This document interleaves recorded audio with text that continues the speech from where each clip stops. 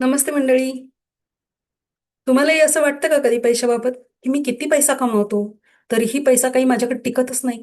त्याला भरपूर वाटा. कितीही कमवा कमीच पडतंय.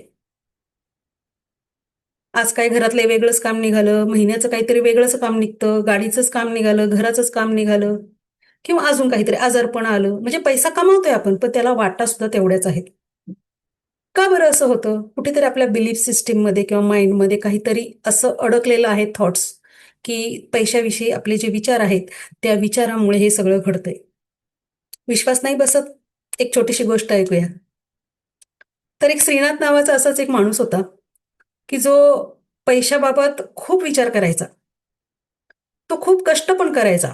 म्हणजे ज्याला आपण आता हार्डवर्क वगैरे म्हणतो, खूप डेडिकेशन, खूप प्रामाणिकपणे खूप काम करायचा.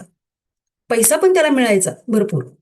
परंतु शेवटपर्यंत त्याच्या हातात पैसाच नाही टिकायचा. म्हणजे महिन्याच्या अखेर येईपर्यंत त्याला कुठेतरी शेवटी उधारीच करायला लागायची, उसनं घ्यायचं. काहीतरी काहीतरी असं काम निघायचं अचानक, की उसनं घ्यायलाच लागायचं. म्हणजे महिन्याचा पगारच पुरायचा नाही. ह्या सगळ्या गोष्टींना तो एवढा कंटाळा होता. तो देवाकडे प्रार्थना करायचा की मला संपन्नता हवी आहे. देवा, मला जेवढा पैसा मिळतो, माझ्याकडे पैसा टिकायला हवा, माझी बचत व्हायला हवी. परंतु उलटच घडायचं. म्हणजे तो एकीकडे पण त्याचं व्हायचं काय? तो देवाकडे पैसा मागायचा, पण त्याच्या मनात मात्र एक स्ट्रॉंग विचार असा होता, की जास्त पैसा आला ना, की तो वाईट. हा, प्रोग्रॅमिंग एवढं मनाचं असं झालेलं होतं, की जास्त पैसा म्हणजे चुकीचं. माणूस चुकतो, माणूस खराब होतात, नाती खराब होतात. त्यामुळे जास्त पैसा हा वाईट, कधी पण वाईट. हे डोक्यात असल्यामुळे तो कितीही देवाकडे प्रार्थना केला, पैसा यायचा, पण तो टिकायचा नाही, कारण त्याला हजारो वाटा. त्यामुळे श्रीनाथ खरंच वैतागून गेला होता. एक दिवस गावात एक साधू आला आणि त्या साधूजवळ श्रीनाथ आपलं म्हणणं मांडलं त्याने, की देवा काय करू रे बाबा, पैसा तर खूप येतोय बघ ना, परंतु पैशाला वाटा म्हणजे पळतोय माझ्यापासून अक्षरशः पैसा, असंच म्हणायला लागेल. आणि महिन्याच्या अखेरीपर्यंत माझ्या हातात काही उरत नाही. तू काय करू मी, सांग तू. साधू महाराजांनी सगळं ऐकलं. म्हणले, पैशाविषयी तुझे विचार काय आहेत, नेमकं तुझ्या मनात काय आहे ते सांग जरा. मग तो श्रीनाथ म्हणायला लागला, की हे बा, म्हणजे मी पैसा कमावतोय, पण मला कधी म्हणजे बऱ्याच वेळा असं वाटतं की जास्त पैसा असणं ना वाईट आहे.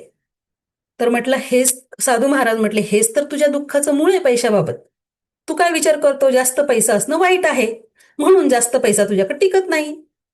म्हणजे तू कमवतोयस भरपूर, परंतु तुझा पैसा तुझ्याकडे राहतच नाही, कारण तो पळतो सारखा. कारण त्याच्याविषयी तुझ्या मनामध्ये चांगली भावनाच नाही राहिलेली. जर चांगली भावना इथे नाहीये, तर तो पैसा कसा टिकणार? नाहीच टिकणार. म्हणजे तुझं त्याच्याविषयी अपराधीपणा आहे.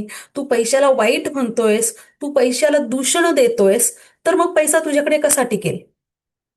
मग ही जर भीती आहे तुझ्याकडं, की माणूस वाईट होतो, ही जर भीती आहे, अपराधीपणा आहे, तर पैसा कायम तुझ्यापासून लांब पडेल. मग आपण आता इथून पुढे माझं ऐकशील तू? श्रीनाथ म्हणाला, सांगा ना बाबा, काहीही ऐकेल, पण मी कंटाळलो ह्या गोष्टींना. मग म्हटले, इथून पुढं पैशाबाबत तू असं म्हणायचं, की पैसा माझा मित्र आहे.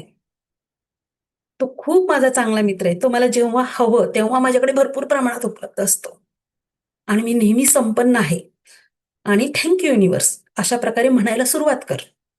म्हणजे साधू महाराज त्यावेळेस थँक यू युनिव्हर्स वगैरे असं नाही, परंतु धन्यवाद दे. तू तुझ्या या वैश्विक शक्तीला धन्यवाद दे. किंवा तुझ्या श्रद्धेला, जी काही श्रद्धा तुमच्या मनात असेल त्याला धन्यवाद द्या. अशा प्रकारे साधू महाराज म्हणले, तू धन्यवाद द्यायला शिक पहिल्यांदा. आणि पैशाला मित्र समज. पैसा वाईट आहे असं नको समजूस, कारण ही एक ऊर्जा आहे. पैसा म्हणजे काही नोटांचा खेळ नाही नुसता. ही एक ऊर्जा आहे आणि ती ऊर्जा सतत वाहती राहायला पाहिजे. असं म्हटल्यानंतर श्रीनाथने ते कबूल केलं, की मी इथून पुढे हा प्रयोग करून पाहिल. साधू महाराज तुम्ही म्हणताय तर खरंच असणार आहे नक्कीच. त्यामुळे मी नक्की करून पाहणार. मग तिथून पुढे त्याने आपले विचार बदलायला सुरुवात केली. जेव्हा जेव्हा पैशाविषयी वाईट विचार यायचे मनामध्ये, तेव्हा तेव्हा त्याने हे म्हणायला सुरुवात केली, की नाही, पैसा माझा मित्र आहे. तो प्रत्येक वेळेला माझ्या सोबत आहे आणि मी खूप संपन्न आहे, मी समृद्ध आहे. आणि अशा प्रकारे तो पैशाला धन्यवाद पण द्यायला लागला, की खूप धन्यवाद, की माझ्याकडे तू कायम आहेस आणि थँक यू. म्हणजे ती भावना त्याच्या मनात, ग्रॅटिट्यूडची भावना. आता थँक्यू वगैरे हे शब्द त्यावेळेस नव्हते, मी आपलं तुम्हाला सांगते ह्या गोष्टी. म्हणजे ही जी ग्रॅटिट्यूडची किंवा धन्यवादाची भावना जेव्हा जेव्हा पैशाप्रती यायला लागली, त्यावेळेस त्याच्या मनातलं जे काही अडकलेलं होतं पैशाविषयी ते दूर झालं. आणि परिणाम असा झाला की हळूहळू त्याच्याकडे नवीन संधी यायला लागल्या, नवीन कस्टमर, नवीन ग्राहक यायला लागले. त्याचा मुळात म्हणजे त्याचा विचार बदलला पैशाविषयी. आता तो आनंदी राहू लागला, पैशाची भीती नाही राहिली मनात, अपराधीपणा नाही राहिला. आणि त्यामुळे त्याला कळून चुकलं, काय कळून चुकलं की पैसा म्हणजे नोटांचा किंवा नाण्यांचा खेळ नाहीये, तर ही एक ऊर्जा आहे, ही एक ब्रह्मांडाची अशी छान ऊर्जा आहे की त्या ऊर्जेचा आपण वापर केला पाहिजे आपल्या चांगल्यासाठी. आणि तिच्याविषयी नकारात्मकता आपण मनात नाही ठेवली पाहिजे. कारण जसा तुम्ही विचार कराल तशीच ऊर्जा तुम्ही काय करता, अट्रॅक्ट करता. तर तिथून पुढे त्याने काय म्हणायला सुरुवात केली, मी संपन्न आहे, जितका पैसा येतो माझ्याकडे तितकाच पैसा मी जास्त प्रमाणात मिळवतो. म्हणजे थोडक्यात मी जेवढा देतो त्याच्या कितीतरी पटीने मला मिळतो पैसा. म्हणजेच आणि त्याने अजून एक सुरू केलं की जेव्हा जेव्हा तो पैशाचा व्यवहार करायचा तेव्हा तेव्हा त्या धन्यवाद द्यायला सुरुवात केली. म्हणजे पैसा आला तरी धन्यवाद, पैसा जातोय माझ्याकडून तरीही धन्यवाद. आणि ही ट्रिक तुम्ही पण अवलंबून पहा, खरंच नक्कीच फरक पडतो.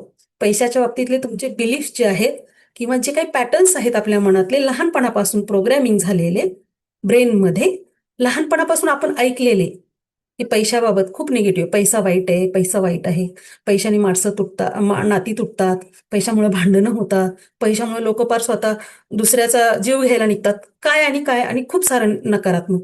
त्यामुळे पैसा ही जर अशी ऊर्जा आहे ज्याला जर तुम्ही नाव ठेवत असाल तर ती ऊर्जा तुमच्याकडे कशी टिकेल. तुम्ही कितीही लक्ष्मी पूजा करा आणि काहीही करा, त्याने काहीही फरक पडणार नाही, कारण तुमचं माइंड मात्र तिथं स्थिर नाहीये. म्हणजेच त्याने तिथून पुढे अशा सुंदर प्रार्थना सुरुवात केली स्वतःच ह्या सगळ्या गोष्टी की मी जितका पैसा देत राहतो त्याच्या कितीतरी पटीने पैसा मला मिळत राहतो. आणि हा विचार एवढा स्ट्रॉंग होत गेला की त्याला परत मागे वळून बघायची गरज नाही लागली. त्याचा व्यवसाय आपोआपच वृद्धिंगत होत गेला, वाढत गेला, व्याप वाढला त्याचा. त्याला आता पैशाची भीती नाही राहिली, अपराधीपणा नाही राहिला किंवा पैशाविषयी वाईट भाव.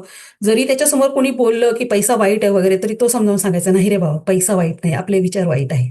आणि हे सगळं ऐकत ऐकत इतर लोक सुद्धा त्याच्या बाजूचे पॉझिटिव्ह विचार करायला लागले, सकारात्मक विचारसरणीमुळे हे सगळं घडलं.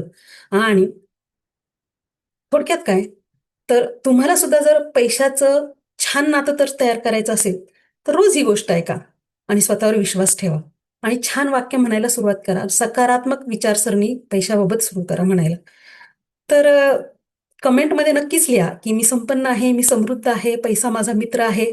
आणि थँक्यू युनिवर्स. बघा, बदल 100% होणार, तुम्ही पाहालच. तर मी आहे यशस्वी पुष्पा, माइंड हिलिंग कोच.